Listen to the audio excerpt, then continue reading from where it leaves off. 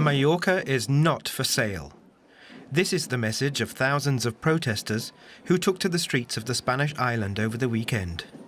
An average apartment in Mallorca now costs €1,500 per month, unaffordable for most islanders, and many blame mass tourism. It's enough. Everything is about tourism. At the same time, our lives get precarious and we can't find a place to live. Many here earn €1,300 to €1,400 per month. They still share an apartment at the age of 40. The number of tourists in Mallorca has been increasing steadily, and more holidaymakers want to rent their own apartment. At the same time, local homeowners and investors are trying to benefit from the trend. The consequences can be seen just a few metres below the party streets of the holiday island. More than 30 people live in this rundown basement. Many work in the tourism industry, but their salaries are too small to afford a normal apartment.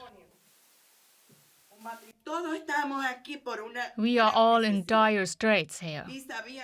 Of course, we know that this place is not made for human beings. The residents show us their inhumane living conditions. Widespread mould, cockroaches, and the smell of feces everywhere. Christopher Nathaniel pays €600 per month for this small, windowless room. The student, who has a part-time job as a waiter, tells us that the authorities have known about the problem for years, but they do little about it. Even small children continue to live here. This constant humidity makes us sick, especially the elderly and the very young ones. For tenants my age, it's less dramatic, but for the small children, this environment is horrible. The housing crisis is increasingly affecting people from many different backgrounds. Some have even decided to move to campervans on the outskirts of Palma. Alvaro Ortega has been working as a technician for more than 20 years. His income is okay, he says, but still, after the last rent increase, he and his dog had to move into a van. My life changed from one day to the next. I used to have an apartment with 3 rooms and 2 bathrooms. Now I live in 12 square meters.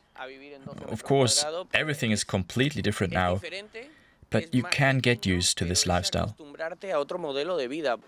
Local journalist Gemma Marchena has been writing about the problem for years. She says it's mainly due to failed policies. There are property owners that make huge profits from this. I think we should focus more on them. They cannot enrich themselves from the suffering of the others. Perhaps, the journalist says, those responsible are now slowly waking up. They know too many protests on the holiday islands are not good for business.